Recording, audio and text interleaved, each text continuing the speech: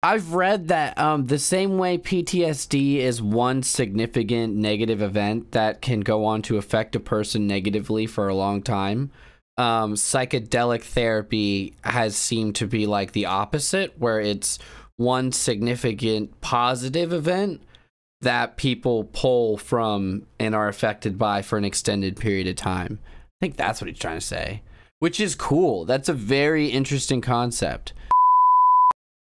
Hello, Halfpint here, and I just wanted to say real quick, if you've been enjoying my content, please remember to subscribe to the channel here on YouTube and follow me on Twitch so you can always catch us when we're live and see more content. Also, if you are new here, welcome in, and if you're enjoying the video, please remember to like it because it helps me out a lot. I also post funny clips and other things on TikTok. All the links are in the description below, and thanks again. Now let's get into the video. And then everyone's tripping balls in medically safe environments led by qualified practitioners. Right, over the last few years, the use of psychedelic therapy. He's probably talking about this because the last week tonight was about psychedelics and its therapeutic uses. Therapies has taken off in an absolutely wild way, especially since the pandemic. More and more people dealing with a range of mental health issues are trading in traditional treatments like antidepressants for these new alternatives that, as a result, are no longer viewed as radical. Ketamine therapy has become increasingly popular in recent years, especially after the FDA approved a nasal spray version of the drug for treating depression in 2019. Also, more and more states have legalized or decriminalized psilocybin in recent years, and there's actually a growing body of research on MDMA. You know, I've talked about this a number of times on the show, but this time I want to dive a little bit deeper into kind of what's the next frontier, because this very much feels like what marijuana legalization was 10 years ago. And in fact, because there's so much to cover with this rapidly developing industry, over the next few weeks, I'm going to kind of cut this into blocks. And we're going to be talking to a range of different people who can give us different perspectives. Nice. So to kick this thing off, I love when he brings in experts. This is really cool. This is a cool thing to bring in experts about.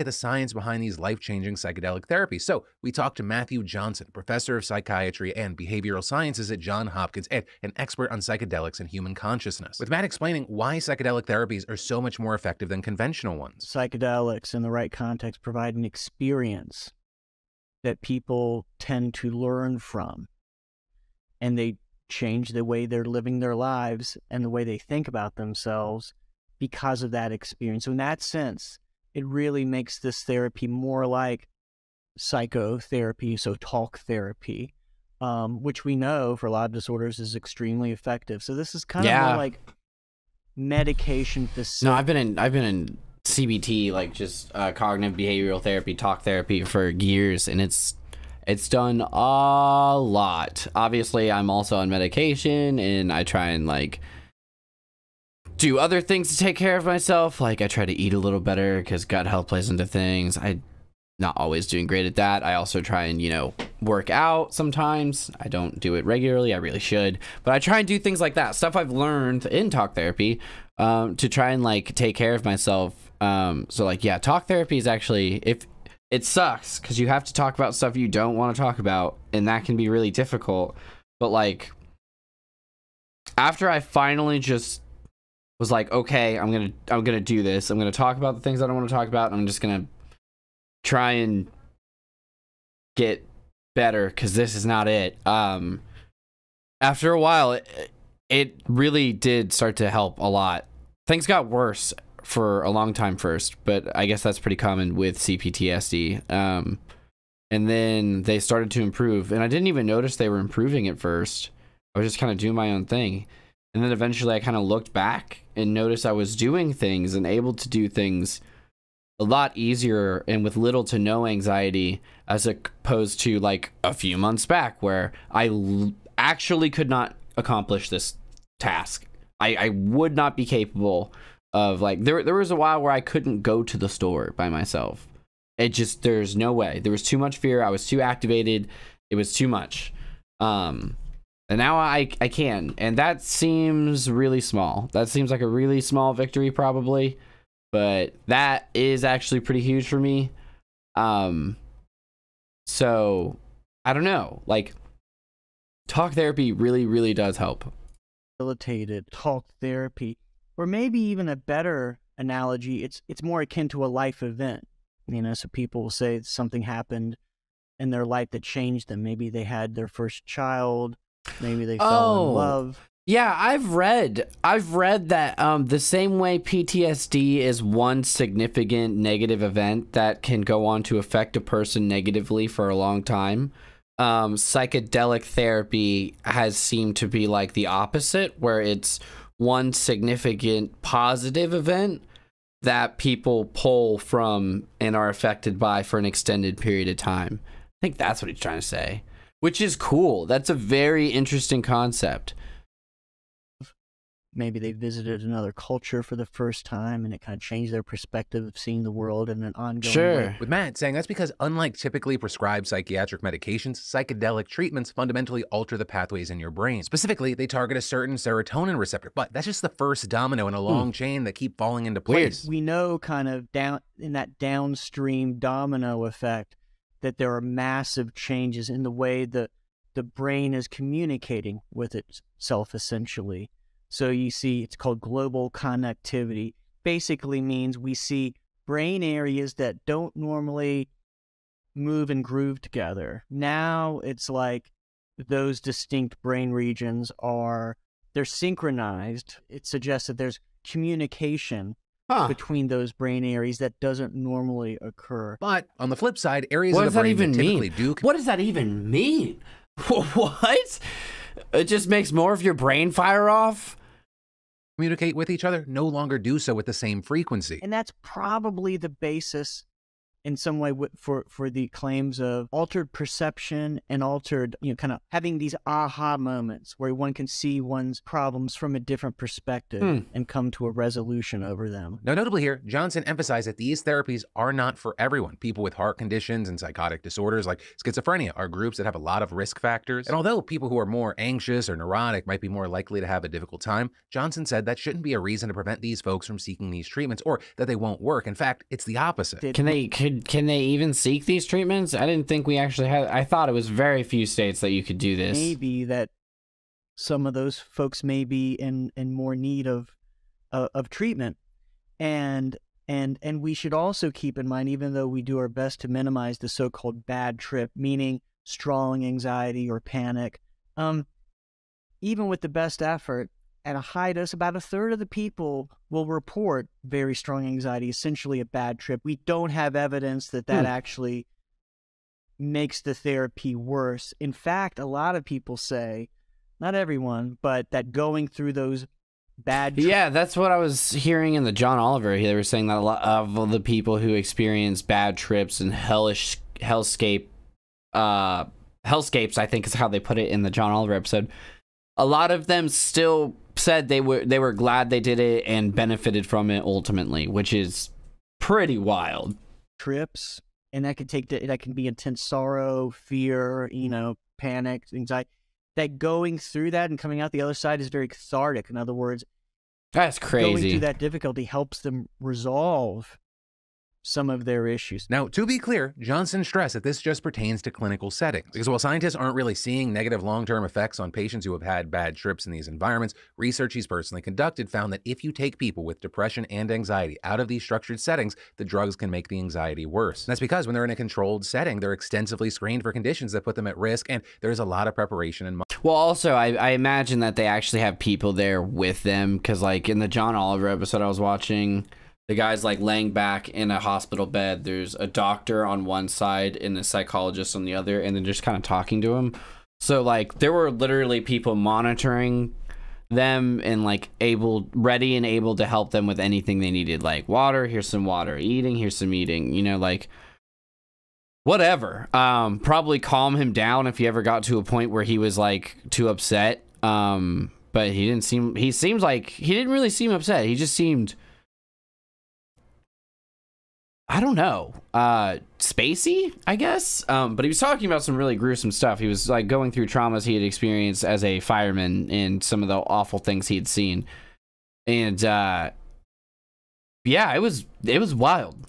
Monitoring in addition to integrated follow-up care. So Johnson says while it is important to keep in mind those limitations, it also should not undermine the incredible things that he and other scientists have seen here. And easily one of the most powerful aspects of that is just how long these treatments are effective after they're administered when compared to antidepressants and SSRIs, which stop treating your symptoms when you stop taking them. And Johnson saw that firsthand in a study that he did with cancer patients who had depression and anxiety because of their cancer. We saw reductions that were just as decreased, the reductions in depression and anxiety were just as strong. And these were very large reductions. 6 months later, as they were about a month after the session, which are the two times that we assessed them, that was from, in that case, a single high-dose administration. It just flies in the face of the typical psychiatric model that you would take a substance and then still be feeling better because of it, 6 months later. Yeah, that's pretty insane.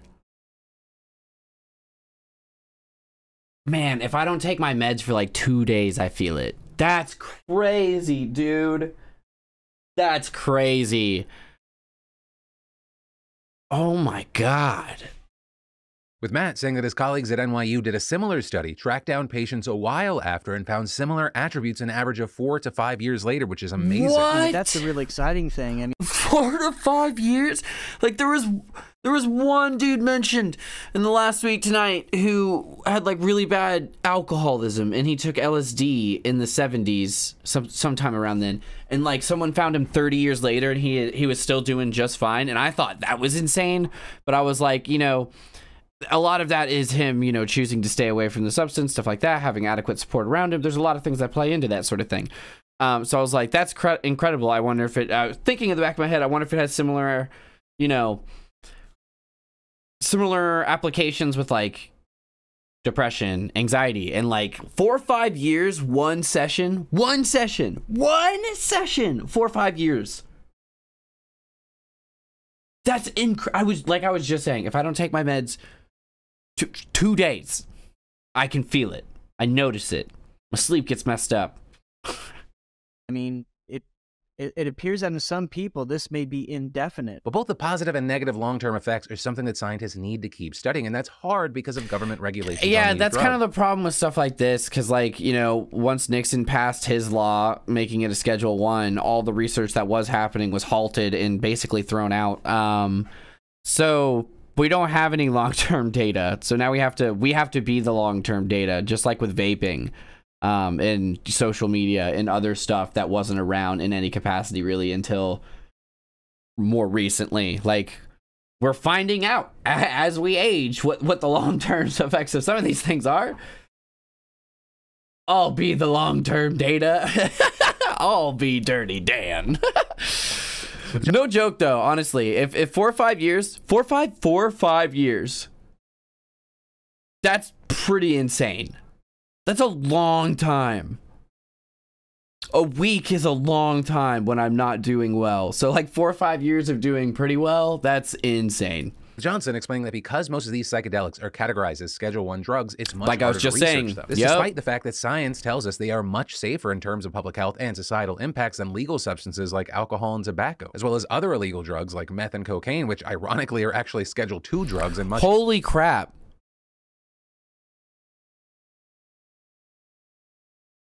Wait, no way. How are benzodiazepines lower than cannabis? Get the hell out of here, dude.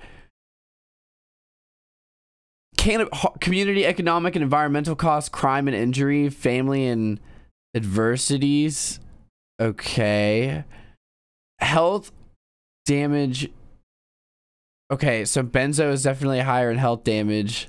Morality, ketamine lower than THC. Yeah, seeing ketamine lower than THC, methadone, but maybe that's because methadone's mostly used to treat addicts. The ecstasy, LSD, and mushrooms, I guess, doesn't surprise me as much because of what I've been hearing over the past few years about MDMA, LSD, and mushroom therapy, and ketamine, honestly. Methadone therapy, like I was saying, is already a thing, but benzodiazepines being lower than cannabis is the craziest thing I've ever seen. What? Alcohol being at the top seems about right, though. This is crazy. Easier to study than Schedule 1 drugs. And yet Johnson saying that if psychedelics hadn't been placed in the most restrictive category back in the 60s, we'd probably know a lot more about them. The Substances Act was enacted and the scheduling system was set up, things would be a lot different. We would unquestionably be further. I mean, yeah. A lot of these studies, for example, treating addiction and cancer-related distress. Like I was just saying, they were treating that guy. It was a revolutionary thing in the 1960s or 70s where they treated a man with alcoholism with LSD, 1 session, high dose, and he did amazing. So, like, we started this process a long time ago, and then it got halted. mean, that's picking up from studies done in the late 60s. It would have depended on the results, but we could be right now, 20, 30 plus years into, FDA approved, psychedelic therapy for That sounds so weird. Alcohol use disorder or alcoholism, and how many thousands or more people could have been helped. Saved, yeah, absolutely. But the good news here is that all of that is changing very fast. I mean, I've been doing this research for about 20 years, but it's only really in the last few years that the rest of the world has caught on and really started taking this stuff seriously. And Johnson says that a change in public perception is breaking down stigmas and creating pressure on both state and federal policymakers to catch up with the times. And actually, it's the federal government that he's the most confident in here. In fact, he said we're probably within just a few years of seeing potential FDA approval for psilocybin and maybe just a year or two away from potential approval for MDMA. But I will be surprised if that becomes a thing. We don't even have FDA approved weed anywhere. Even though marijuana is used as like medication for people, the federal government does not like it. MDMA legal? Sign me up. I mean, yeah, no, I'm all on board. I mean, drugs being illegal is stupid anyway. It's a mental health crisis, not a legal crisis, whether or not the drug is legal does not help an addict make the decision on whether or not they need to take the drug. I highly doubt in the next couple of years, though. Yeah, that seems crazy to me. I don't know. Obviously, this guy works more intimately with the process, so I want to believe that, but that just seems wild to me because no. But technically none of them should be illegal, or it's kind of dumb and pointless to make them illegal. Addicts are not obsessed with breaking the law. They're trapped in a system they're trapped in a mental health, a negative mental health cycle. Sort of like cannabis, once it gets into, once your aunt or your grandma has had a treatment, and it's once you start meeting people that's that fair, haven't gone crazy and, are just, and have been helped, it just starts to normalize things. But as for state-level policies, which is really where we're seeing a lot of the action right now, Johnson emphasized the need for state policymakers to really tread carefully here, specifically saying that he's concerned that in the early days... Yeah, no shit. Actually, that's a really good point. Make them legal if for no other reason than so we can do really good, adequate, detailed research and provide people with very trustworthy, well-documented, evidence of this is let people make informed decisions, honestly. That's actually a really good point. And it would probably go a lot further than the current system of just they're all bad, and then you try weed or something as a kid in high school and you're this is not that bad. What are they talking about? These people probably don't realize that all of these are safe, and that's not true either. You know what I'm saying? But it creates this it creates an environment in which misinterpretations on all ends can be had. When we're seeing some of these laws first being implemented, they absolutely need the same mechanisms to ensure the same type of safety standards and screening that are necessary for success. Right? And that goes back to his point that even if someone has a bad trip in a clinical setting, the treatments are still effective. But if it happens in an unstructured setting, then things can get really bad. But if regulations are lax and enforcement's uneven, as was the case during the early days of legal medical cannabis, particularly in California, that creates a lot of room for people who are literally using mind-altering drugs to be put in dangerous situations. And alongside that, there's also a high potential for abuse from bad actors in these new legal landscapes, right? That could come in the form of therapists who take advantage of clients who are using drugs that blur boundaries. And even more subtle than that, something I've been speaking more about, and I've even seen too much of in the scientific world, is really pushing of personal spiritual and physical beliefs. I think it's very important to let the person come to their own metaphysical meeting. But at the more extreme, we're going to get cult-like activity. In the worst. Oh, yeah, probably. Yeah, probably. I would imagine that people are probably fairly guidable in that state because it's not a normal state. So I could definitely see that. I think that might even already have been a thing. But yeah, I could see some weirdo getting a bunch of people high on something and then shoving them full of doctrine that, has them worshiping him. I could definitely see that. Damn. Practitioners, people that just, you're going to see some weird stuff. Depending on how the states deal with this, there could be good stuff and bad stuff that ends up shaping how even the federal pathway. And that's actually the perfect place to close this first segment of the series, because our next segment on psychedelic medicine is actually really interesting, specifically on the policy-making side of things, and specifically how states are implementing legal psychedelics. So buckle up and prepare to hear and learn from people smarter than myself. Which on that note, thank you again to Matthew Johnson for sharing his time. But that brings us to the end of today's show. Thanks. Dude, that was awesome. That's crazy. I don't even know what to think. Like, part of me is like, wow, my light's been off this whole time. That's weird. I just realized that. But anyway, like on one hand, I'm thinking that's insane. I can't believe I'm gonna maybe, assumingly, hopefully, be alive in a time where psychedelics are gonna be possibly FDA approved, but like used to treat things. Because when obviously when we were kids, psychedelics were looked at as like some of the worst possible things you could ever be involved with. So like, just to see that switch, absolutely insane and wild. Super weird. Cosmic even. Like, it's just like, wow, I guess anything really is possible. I don't know if that really makes sense, but it's like, it's pretty bizarre. Probably how a lot of people older than us felt about marijuana being legalized, or gay marriage even being legalized. Like, a lot of us were just like, yeah, it's about damn time. But I bet a lot of people are like, this is insane that I got to see this. Like, that's kind of how I feel about this.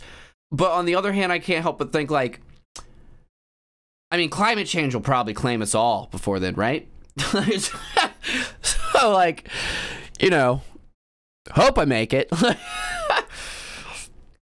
Thanks for watching, guys. Follow me on Twitch to join us live, like and subscribe, and I will catch you later.